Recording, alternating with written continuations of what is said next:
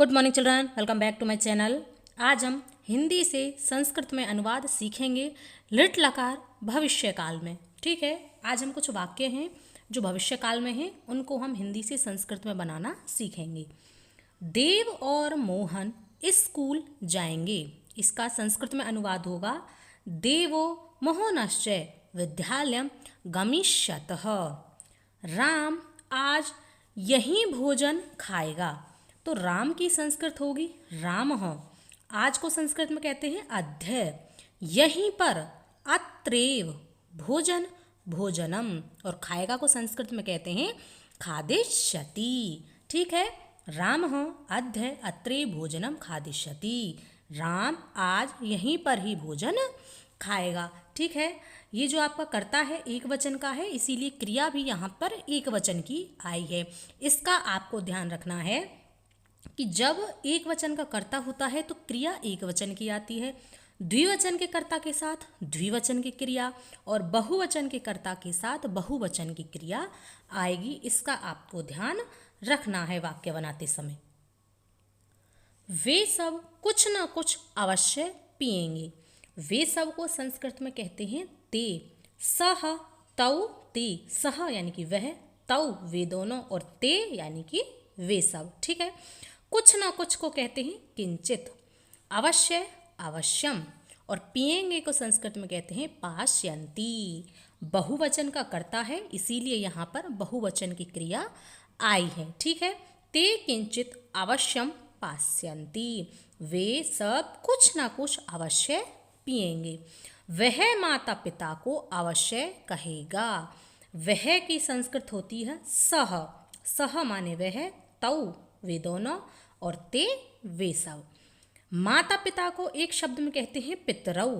अवश्यम कहेगा कथयिष्यति। सह पितरौ अवश्यम कथयिष्यति, वह माता पिता को अवश्य कहेगा। एक वचन का कर्ता है, इसीलिए यहाँ पर एक वचन की क्रिया आई है। तुम जीवन पर्यंत उसे नहीं भूलोगे। अब तुमको संस्कृत में कहते हैं त्वम। त्वम युवाम यूयम। त्वम यानी कि तुम, युवाम तुम दोनों, और यूयम तुम सब। ठीक है, यह मध्यम पुरुष एक वचन का कर्ता है। तुम जीवन पर्यंत उसे नहीं भूलोगे। त्वम जीवन पर्यंतम, तम उसे यानी कि तम न स्मरष्यसि।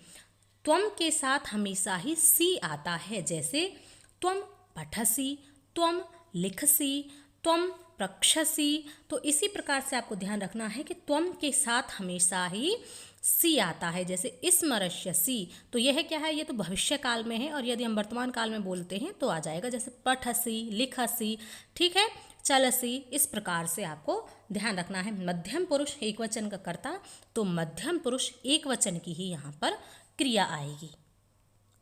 मैं वायुयान से विदेश जाऊंगा, तो मैं को संस्कृत में कहते हैं अहम, और वायुयान से वायुयानेन, इसमें तृतीया विभक्ति है।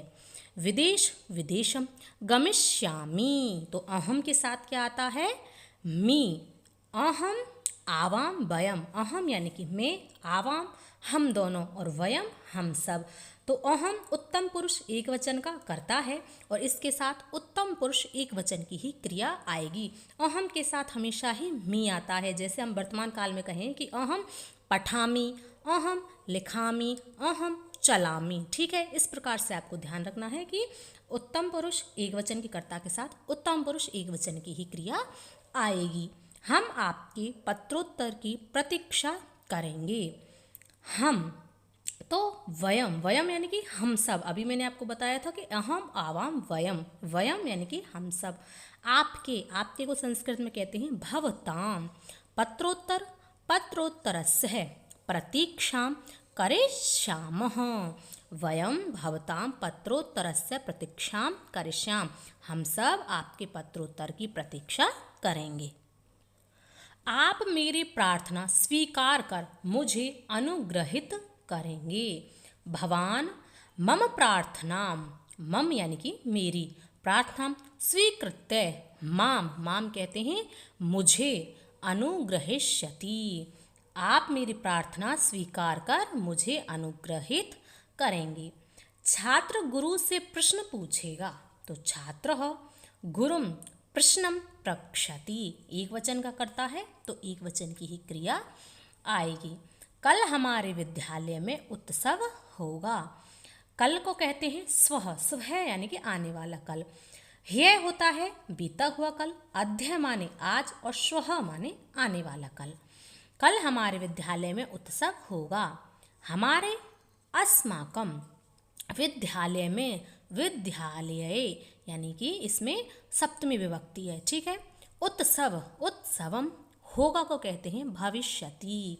श्वः अस्माकं विद्यालये उत्सवम भविष्यति, आने वाला जो कल है उसमें हमारे विद्यालय में उत्सव होगा। यदि आपको हिंदी से संस्कृत अनुवाद करना है तो आपको सबसे पहले शब्द रूप और धातु रूप आने चाहिए।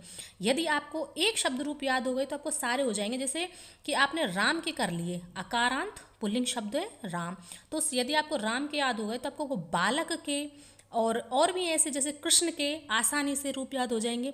एक कर लो आप इकारांत पुल्लिंग जैसे मुनि के, तो आपको रवि के, कवि के सारे याद हो जाएंगे। एक कर लो आप उकारांत जैसे पुल्लिंग के, जैसे भानु के, तो आपको जितने भी हैं उकारांत पुल्लिंग सारे याद हो जाएंगे। उसी प्रकार से आपको धातु रूप आने चाहिए।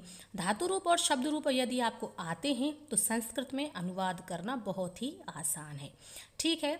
यह था आपका भविष्य काल के कुछ वाक्य थे, मैंने आपको बहुत ही अच्छे से करा दिए हैं। उम्मीद करती हूँ आपको पढ़ाने का तरीका पसंद आया होगा, बहुत ही अच्छे से समझ आ गया होगा। इसी प्रकार के और वीडियो देखने के लिए चैनल को सब्सक्राइब कर लें, वीडियो को लाइक करें और चैनल को शेयर भी करें, ठीक है। अब हम मिलेंगे नेक्स्ट वीडियो में, तब तक के लिए धन्यवाद।